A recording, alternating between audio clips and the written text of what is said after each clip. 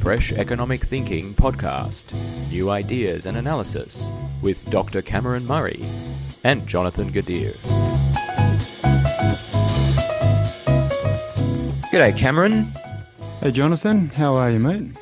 Good. So we've been talking about ways to spice up the podcast. What have you come up with? Well, I thought maybe it's about time we brought in some guests, and I come across a lot of original thinkers in my professional life, and I think our audience would get a lot of value from hearing from some of these people. So that's what we're going to try and do. Brilliant. And so today is the day, and our first guest is someone you know. It's Catherine Cashmore. Catherine's been working in the Australian real estate market for many years. She's a buyer advocate, according to her company's website. She helps home buyers, investors, and developers find, assess, and negotiate quality real estate for great prices throughout Australia.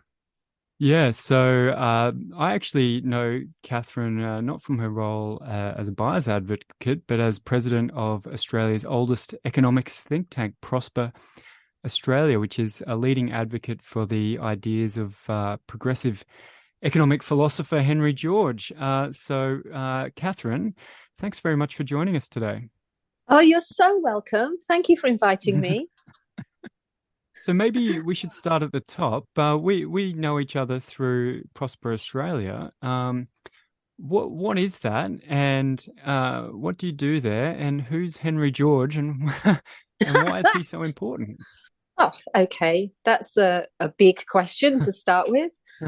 We do know each other from Prosper Australia, and Prosper Australia is a big passion of mine. It is the oldest Henry George association in the world, not just in Australia.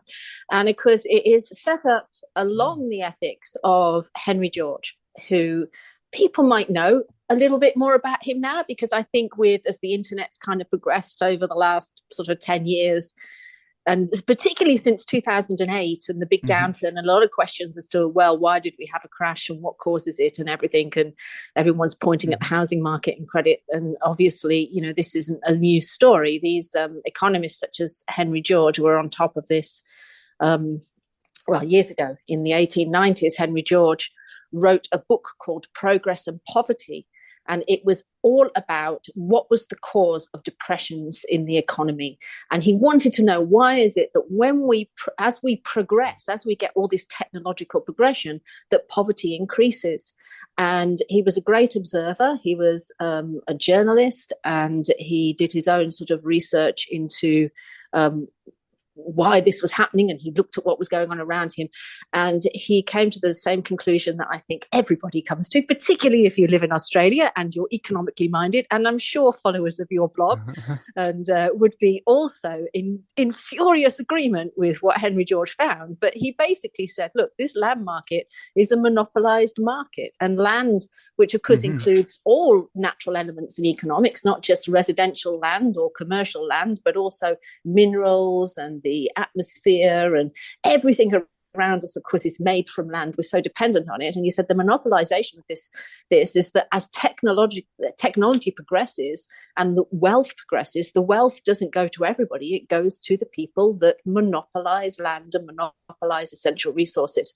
And so he came up with a theory. I want to say it's a theory. I feel like it's not really a theory. It's just common sense to me, to be honest. And it wasn't like a new revelation. It wasn't like he was saying anything that classical economists, Thomas Paine and, hadn't said prior to Henry George because of popping along. It's just that Henry George said it in a very compelling way. He was a storyteller. He was extremely charismatic figure. And he said, look, you know what? Let's change the tax system. Let's stop taxing laborers, people that are working, and laboring with the sweat of their brow, and let's instead tax away the monopoly rents. And of course, the monopoly rents meaning these windfall gains that come to landowners, and not just land, whether it's government granted licenses, the banking and sector, and, we've seen it with the taxi licenses and everything. Let's just stop this kind of monopolization. And Henry George was so popular in his time. I think I really want people to understand this. When you hear the name Henry George, in his time, at his pinnacle, his book was said to have almost outsold the Bible at the time. Wow. Hundreds of thousands of people turned out to his funeral. He almost won, mayor of New York. I think he died just sort of before, sort of coming up to that time as he was coming up in his political career. But he toured Australia as well, and thousands of people would turn out to hear him talk, and there were no microphones at the time. You could hear a pin drop. They were so silent and so tuned in to what he was saying. So and of course it was at a time where land was far more it's monopolized now. The land market is a monopoly, but of course everybody has like a little slice of it now. So, but at that time, people didn't. But yeah, I'm glad you asked me. You already know all of this because I'm not telling you anything that you don't know. You could have said all of that in a much more eloquent way than I have. But yeah. No, it's good to hear from you, Catherine. But I think what's interesting is what you've finished up with there, that he was so popular in his time. Now, I have 3 economics degrees, and I did not once hear about Henry George in those economics degrees, despite him being one of the most influential thinkers in economics at the turn of the 20th century. Yeah, I think that the what he was advocating. Well, first of all, I think it's quite frightening when for anybody in. Let's face it, right? We're not really a democracy. We're run by a financial system, and a financial system that cannot fail. And when depressions and recessions happen, it's the finance industries that are bailed out, that they, we saw it happen in 2008, and likely we'll see it happen again. And, at the time, there was Mason Gaffney actually, and Fred Harrison wrote a book about this called The Corruption of Economics. And it was about how, as soon as people became aware of these ideas and they sort of grasped onto his philosophies and said, okay, we can't have this, it threatened to take money away from the landowners and from the elite. And the way that economics was taught in universities, because he was so influential, his influence kind of went into the early 1900s and the east coast of the US. And there was a big, what was called a single tax movement, because that was his basically coin line was, we'll just have a single tax on land.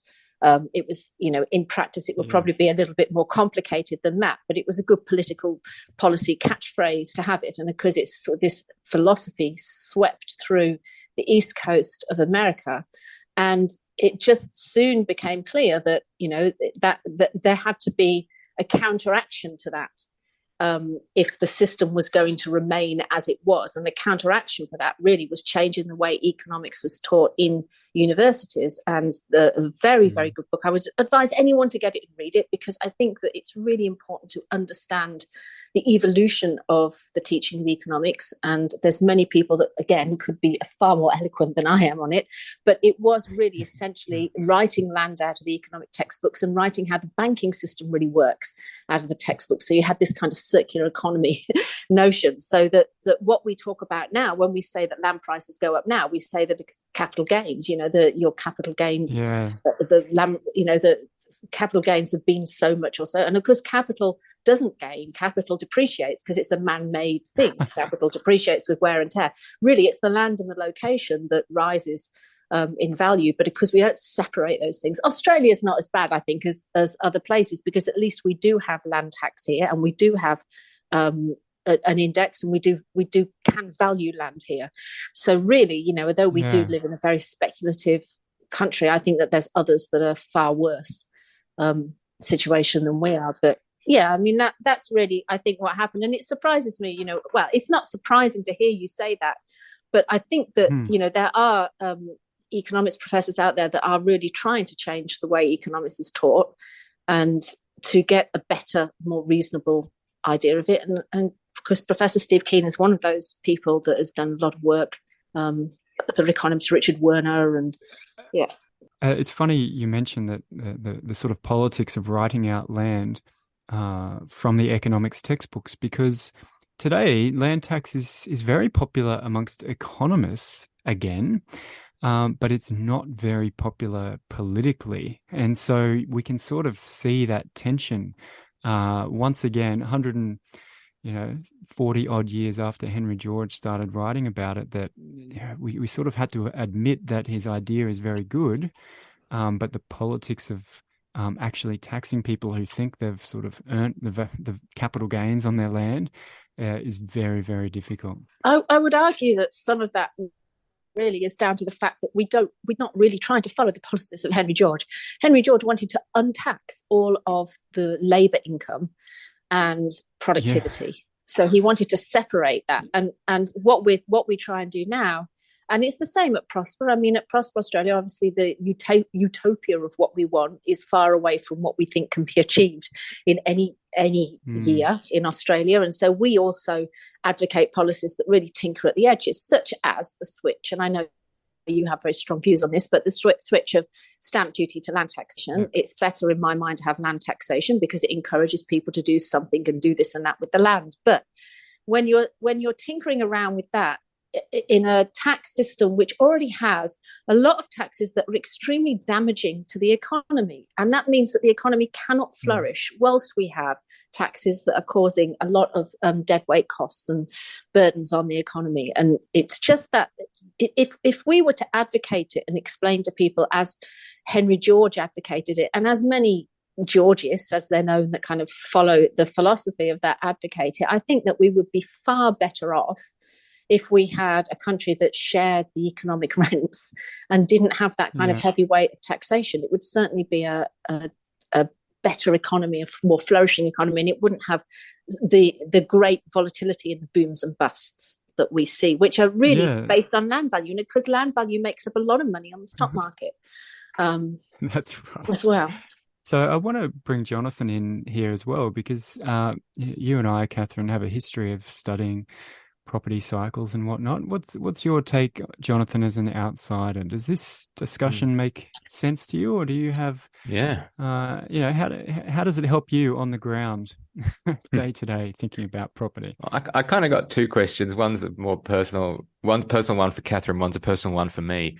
Personal one for Catherine is, I've seen your newsletter on your website called Land Cycle Investor, and it gives advice on buying and selling property, and you have articles like, is it time to buy an apartment in Melbourne? ?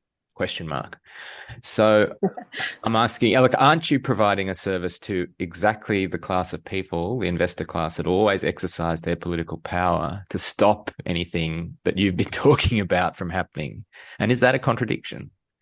It is a contradiction to an extent. And a lot of people sort of look at that and they say, how can you be so passionate about this? And yet on the other side, you're teaching investors how to make money from the land market. Well, one of that, I would say that there's a lot of people, the tax system in this country dictates how people should invest.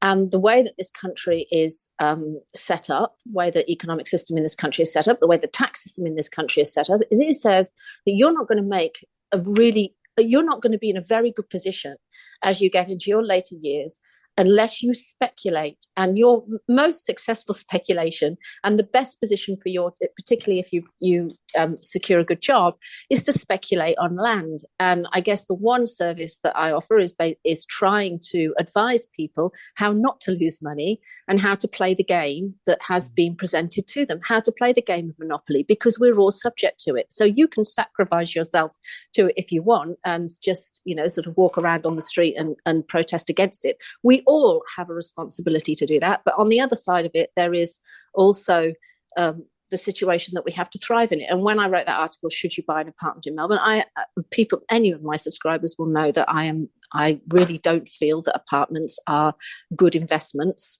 particularly if you want the price to go northwards. And it was kind of challenging that concept in that article. So I try and steer people away from it. But there's a deeper reason as well as to why I do this. And that's because of all the advocacy that we've done at Prosper. And we've had many years where we have run campaigns. We had the campaign, for example, Don't Buy Now, which was trying to encourage people. It was like a buyer's strike idea. It was very kind of in some of the earlier years at Prosper, where we were really realised that most of our following at Prosper came from people that weren't landowners, that did see the injustice in the system, or they were elderly. They understood Henry George. They'd kind of come up, they'd become passionate about him. But we were missing a whole cohort, and that whole cohort was the investor, homeowner, property owner cohort in Australia. And we understood that unless we got unless we impassioned that group, that demographic, we're not going to get anywhere, right, in policy. And so the idea really behind I write two newsletters. One is Cycles, Trends and Forecasts. The other one is the Land Cycle Investor, is to teach people to understand what Henry George was saying about why land booms and why we have a bust. And unless you understand how the tax system plays into that, how the economy plays into it, how the banking system plays into it, unless you really understand what we call it in Georgism is seeing the cat. And it was an old story about people that came across the philosophy of Henry George, that they would look at a photo and it was like one of those magic eye photos. You'd be looking at a landscape, but within one of the trees, for example, in that landscape would be the outline of a cat. And you can't see it when you're looking at it because all you see is the landscape. But once you see the cat, you can't see anything else. The cat is the representation of land. Once you understand the injustice that is produced within our economy from allowing people to keep the windfall gains from their land price going upwards, then you cannot justify the system. So a lot of investors and a lot of my clients, that when they come to me, when I talk to them a lot about the philosophy of Henry George. I talk to them about how that creates a cycle and why it creates a cycle and the destruction from that. And believe it or not, a lot of them then go on to become members of Prosper and support what we're doing because they can see the injustice of it. It's just that they don't want to. Whilst we're in the game, you've got to play the game. It's the Hunger Games kind of philosophy. Yeah, I get that totally. Yeah. And I mean, I guess the one thing that I wanted to know for myself is fishing for someone to make me feel good about the life reality that I live. Are there some circumstances you think where it's better to rent in the sense that it's economically rational to rent, and I've therefore been economically rational, even though I've had no choice in the matter? To me, because property and land is treated in Australia as an investment, it's not treated as a home, then I don't believe, unless you want to get married and settle down and have kids and put yourself in a property and not move for the next 20 years, I actually don't think it's sensible to own your own home. I think think that you would do economically better to rent where you want to live and invest in areas that you can afford and that are gentrifying. I mean, that it really is the way to make wealth from land values going up, because the problem in Australia, the reason that we have so much in the press about housing affordability and what's going on now is nothing new. It's that you could just recycle the newspapers year after year because someone's going to be talking about there's unaffordable housing or there's a tight rental market. We had a tight rental market in 2016, 2015. There were overcrowding issues and people screaming that property was unaffordable, and you can trace that back through every cycle. The point is that property goes up more than it goes down, and when it comes down, it doesn't seem to wipe out the gains from the previous 10 years very often. So the whilst you're in that system, that you're not going to change it. So my advice would be that you're actually very sensible renting and finding a place that you want to rent. And then sure, but can I pick you up on something? That's the thing I wanted to pick you up on. If you want to invest, so for most people, it's just renting. There's no if you want to invest, they don't have the money for that. So it's really a choice between renting or putting the money into a mortgage. So if you're talking to someone that won't have money to invest, what would your advice be? The same? Unfortunately, that's the situation from the economy being structured as it is, because it's an economy that forces people that they have to speculate in order to create wealth. And so you're either speculating in the stock market, which actually does follow the real estate market, the real estate cycle. So, for example, when property prices are going up, it's very good for building stocks and banking stocks and REITs, for example. So you can choose to invest in it like that. But if you're saying to me, well, what's better, renting or giving my rent to a landlord, or finding a property that I can afford and giving a similar amount to myself, to the property, you're obviously better as an owner than you are as a renter. Yeah. In our economy, it's nothing against. I mean, for the record, I don't live in the properties that I invest in. I rent where I want to live, and I invest elsewhere. So I am a renter also. I'm aware of it, and it suits me very well. That's very interesting, Catherine, because I know typically it costs a little bit more to rent money from the bank than it does to rent a property from a landlord. And especially for apartments, once you throw in the costs of body corporate fees and all the upkeep, etc., you're losing money essentially. This is why we say people are negative gearing, because they're actually the rent is less than their costs of owning. Catherine, what percentage of Australians would find this conversation about investing relevant? Are we talking about 10%? Oh, maybe 10%. I think Cameron a few minutes ago told me the number of people. But so in actual fact, if the best ABS data on households that own another residential property is 18%. So about 1 in 6 Australian households, which is why obviously commentary and analysis of property investment is so popular in this country. Well, I'm thinking the opposite. We have so much talk about it, but the vast majority of people, 80% and more, will never be in this category of people that can invest. Yeah, possibly, but maybe most of them want to be in the 18%. And and even though you're not yet a property investor, what do you think, Catherine? Well, I mean, I guess I'm a little bit biased because I'm surrounded by people that want to invest in property because of the line of work that I'm in. But to me, it feels like it's rather insane in this country, particularly compared to others. I mean, I've lived in America. I lived obviously in the UK and areas of Europe.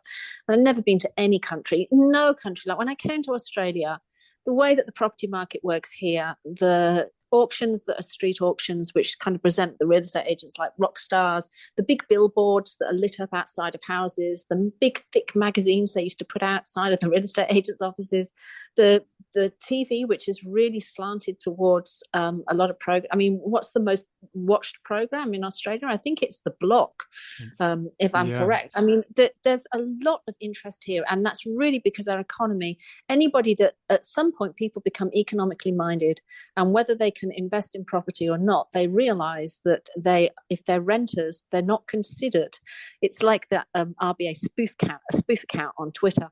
They're kind of treated in this country a little bit like an underclass, because the policies in this country favor the people that own land, and I'm not agreeing with it. I do not like it. That's why I'm president of Prosper, and that's why I would encourage anybody to join Prosper, because we're one of the very few organizations that really try and highlight and work against this, and we want to work against this to ensure that people are all prosperous, hence the name.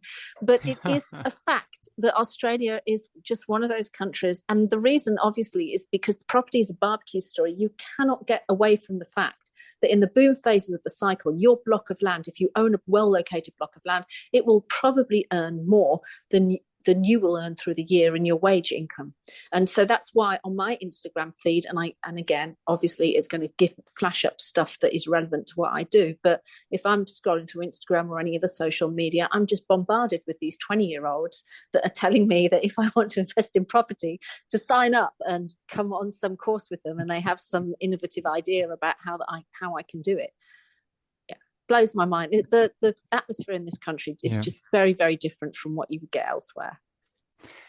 So I guess I want to ask you a question, and it goes back to that: is it a good time to buy an apartment? And you said we don't recommend buying an apartment. What's the biggest thing that you think Australian buyers get wrong, or the biggest myth that they have about property markets that you find in your daily life? Is it related to this apartments? And maybe you can explain why you don't recommend apartments. Yeah, your property is only worth what you can sell it for. And the apartment market and the people that live in apartments is quite a skinny demographic that buy apartments. So first of all, the biggest problem that people have is that they hear location, location, location, which is the overused catchphrase, and they think that they just need to buy something in a good location and that's going to do it. And unfortunately, it doesn't. In fact, the type of property that you purchase is just as important as the location that you purchase it in. So when I say that your property is only worth what you can sell it for, and that goes for a valuation as well, because the valuer is valuing it against properties that have sold that are similar to it. And when you break down who buys apartments, well, it's mostly investors that buy apartments, and they wax and wane line with the sentiment in the economy. So when it's a boom time, or if we've got population growth or anything, they might get like enchanted into buying an apartment by spruikers out there that are saying that they're in a good location, that they're a good buy, and it's a new apartment. But apartment, you're paying a lot for a bit of space in the air. That's that again, and the demographic that live in apartments, it's mostly a younger demographic. Again, when you look at ABS data, I think it peaks at around the age of 27 years. And then only 14% of 27-year-olds live in apartments, something along those lines. You'd need to double check my calculation there. But so there's not a big demographic that live in apartments. It's mostly younger people that rent apartments. The apartment market is a rental market. And then, of course, if you just want to get yield from it, you have to deal with all the issues that are in apartments. The older ones are having insurance costs go up because they're becoming older buildings. They're depreciating and needing a lot of work done on them. They're better because they're bigger, but they're not very well soundproof. The newer ones, as we know from what's been going on in the press over the last few years, are really badly constructed. Yeah. And so there is I live in an apartment. No more of my disclosure here. Yeah. So I'm very happy. It's a very nice apartment, but thank God I'm not an owner of it, because the facade has been said, the facade is a fire danger, the lifts are breaking down, there's always, that they're having to upgrade the building. And the apartment prices, when you look back at them, they just haven't really appreciated much at all, even the ones that were built post-war. I mean, the general capital appreciation of them has been pretty poor. I did see somebody, I think CoreLogic released, one of the things that I put in that article was CoreLogic it releases obviously its monthly data pack, and as part of that pack, they break down the LGAs that have performed the best in each of the capitals. And in Melbourne, everything had gone backwards, but Melbourne City had gone rocketing up 6% or something through 2022, and it might be even a little bit more now. And everybody said, there you go. That's because we've got immigration and people are returning to the apartment market. So I dug into it a little bit deeper. And what you'll see is that there were some very highly priced apartments that were sold in Melbourne, because we have a new tour list that's being built. And I think the penthouse sold for a record. And again, please check me on this. I'm just saying it from the top of my head. I think it was something like 35 million or something. I mean, that rockets the medium up for a start. But if you look at what the sales price is, so if you go back in sales, if you've got a good sales database, and you just put in, okay, what sold in Melbourne City over the last year, and you pick an apartment, that's sold, and then you trace back what it sold for, what it's repeatedly sold for over the last however long it's been constructed for, they haven't gone up at all. In fact, many of them have still been sliding backwards in price. So first of all, apartments aren't good, right? What you need to come back to the philosophy that really the thing that drives. So first of all, your property is only worth what you can sell it for again. So you want to appeal to the broadest buyer demographic that is possible out there. And our biggest buyer demographic are families with children or families thinking about having children. We know that first home buyers, they buy not as singles, because you can't really afford much of a house on a single income for a lot of young people. So they form a couple in their early 30s. That's your demographic of a first home buyer. They might be thinking about having a child over the next 5 years. A small 1 and 2 bedroom apartment isn't going to cut it, and the banks don't like lending first home buyers for apartments. So go out, buy a villa unit, go out and buy a block of land. The subdividable blocks of land, the 600, 700 square meter blocks of land, they are disappearing in supply because they're mostly located in the middle ring suburbs. In the outer regions, so for example, like if you think about Melbourne, I mean, it's similar for the other states. There's slight differences, but I'll talk about Melbourne. But the developers bought up when the urban growth boundary was put around Melbourne, the developers moved in and bought up the land within that boundary that was rezoned to residential. They said, okay, you can build here. At least the ones that they bought it all on options, and then they drip feed it onto the market in stage releases. And the land sizes are very small, 300, 400 square meters. They build to the boundaries. You've got these kind of noddy house new estates, and the land values don't appreciate at all in those. The middle ring suburbs where the established schools are, the established shopping strips, subdividable block of land is worth its zoning and its location. Yeah, that's really the thing to buy. It's funny, Catherine, you actually sound a lot like my dad, if you're listening, Dad. Don't you think so? He was a sort of amateur property investor, and he would always tell me, don't buy an apartment, buy in a middle ring suburb, buy a big block that maybe you could subdivide in the future.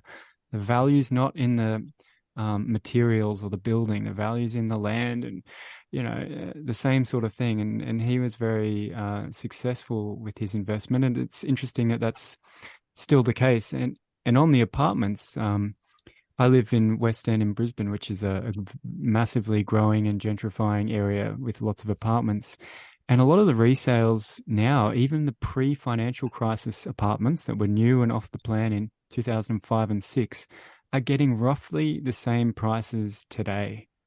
And we're talking coming in on 2 decades of very little price gains, and those buyers were negatively gearing, so they've been losing money for most of the last 20 years, and maybe they'll get back what they put into it. So it seems pretty bizarre.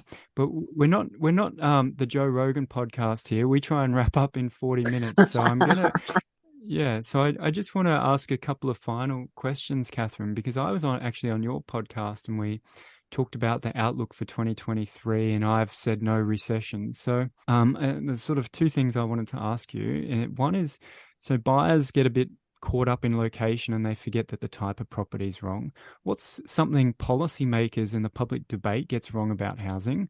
And what do you see on the ground? What do you think's likely in 2023? There's so much fear mongering out there that this price correction is going to keep going, that we're in for a big recession. So what are your thoughts on those last 2 things?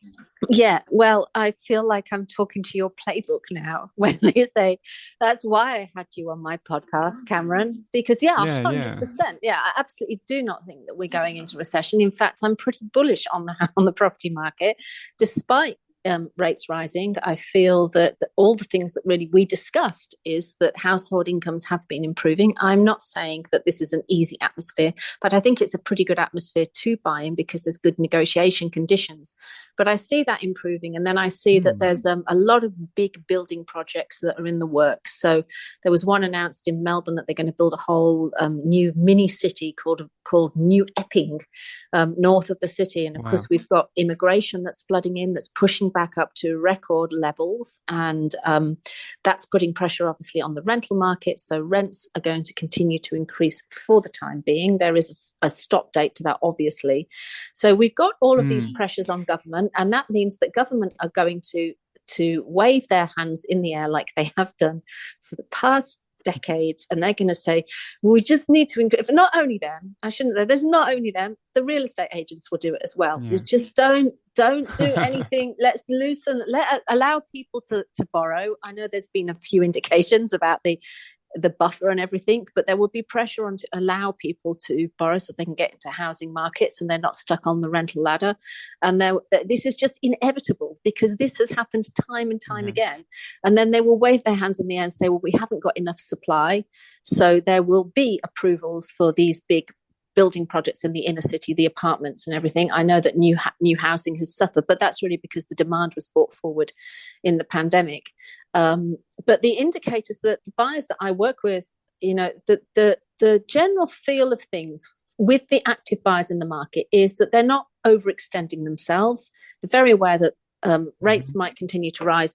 So they're being very careful. That doesn't indicate to me that we're about to head into a downturn. It indicates to me that people are planning for the future and being cautious, and that the property market is not going to rocket up like we have seen in previous years. And I just don't see that we're about to enter recession. And of course, we are on the upswing of a commodity cycle, and that's very beneficial for us as well. The only way that I see all of this being disrupted is through war. If an escalation of what has been happening in Europe, which is a very real possibility. So, for example, if China were to move on Taiwan, if what's been happening in Europe were to threaten what's going on in the Middle East, because there's tensions down there, and that actually is what you would expect at the top of the Kondratiev wave. I don't know whether your listeners would be familiar with it, but I love the Kondratiev wave because my hero Emmanuel Wallerstein used to talk about that all the time. Well, then you would love I'm going to jump in because if you can explain that in 30 seconds, this is about cycles, right? Long social and economic cycles. Yes, correct. I'm not really familiar. Nikolai Kondratiev was an economist back when actually, he was executed at the age of 46 because Stalin asked him to do an investigation on capitalist economies, and he wanted really Nikolai to justify his opinion that they were heading for a demise. And so Nikolai got together all of these, he looked at pig iron, and he also looked at wages and stuff, but he looked at all these commodity prices that were available to him at the time, and he recognized that there was a long cycle here of around 25 years up and around 25 years down. So 25 to 30 years up, 25 to 30 years down. And so he sort of put all of this into a paper. You can get it on the internet. It was very interesting.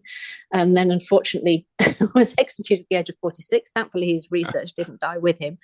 But that actually allowed him, after his death, to forecast, which would happen after his death, the downturn in the 1930s, because that's where the Kondratiev wave was again the economy was set to go into a downturn. So it allowed him to do that. And then extrapolating forward, we can see from that cycle that we're heading up to a peak now in commodity prices around the end of this decade. And then again, we will be going into a downside of that. And the real estate cycles, it's basically 3 real estate cycles, the Kondratiev wave. But you get bigger booms and shorter busts in commodity rich countries on the real estate cycle as the wave goes up. So if you think Norway and Canada and Australia, we didn't suffer as badly in 2008 because we had that commodity wealth going on, and the same is really happening now. We're in a much more fortuitous position than America is. And then on the downside of it, if you don't have the commodities to sell and you're not one of those commodity producing the countries, then obviously you suffer very badly on the downside. I would encourage, because it's so difficult to conceptuate this idea into a couple of minutes. I did actually write, if you go to the Land Cycle Investor, I wrote a quick article on it, and I actually did an interview with a very smart guy called David Murrin, who is an absolute expert on the K wave and also thinks that we're heading towards World War III. So you can enjoy that as well. My goodness. Well, I really hope that is fails in its prediction this time around. But as you know, Catherine, I'm definitely a keen follower of these long-term cycles and trends, as you are. What's quite interesting is while we've been talking, the lending indicators from the ABS have come out for December, and they declined for housing nearly 30% year on year from December to December. Look, I think one of the things people get wrong is they see a decline in the rearview mirror and then just simply extrapolate that, and they miss this cyclical nature of what happens. After a decline, you get a recovery. So I think that's why we're on the same page there. One place I think we differ is on the rental market. In the US, the rents are already peaking in a lot of places. So I think in Australia, it really depends on immigration in the capital cities and whether all these major projects that are underway come online in the next 6 or 12 months. So look, that's been a great conversation, Catherine. Where can our listeners find you if they want to read more about these long waves, Henry George, or what you think's going on in the property market? Sure. Well, my website is cashmoreco.com.au. Prosper's website is prosper.org.au. And then the material that I write is through Fattail Investment Research. So if you just Google Fattail Investment Research, it's fattail.com.au, but you'll find the newsletters that I write there. And if people are unfamiliar with, it's not just the concepts about, what's good to invest in, but it's also understanding how the land cycle works. And there's a wealth of information in those publications. So one is the Land Cycle Investor. Follow me on Twitter. You'll find the links and everything there as well. CC _Cashmore. And then the other one is Cycles, Trends and Forecasts. Terrific. Thanks for coming on the show, Catherine. I hope our listeners got a different perspective on things from you today, and we'll put as many links as we can for our listeners to find you in the show notes. So thanks very much. Amazing, Cameron. You're so welcome. Thank you so much for having me. Thanks, Catherine. Thanks, Jonathan.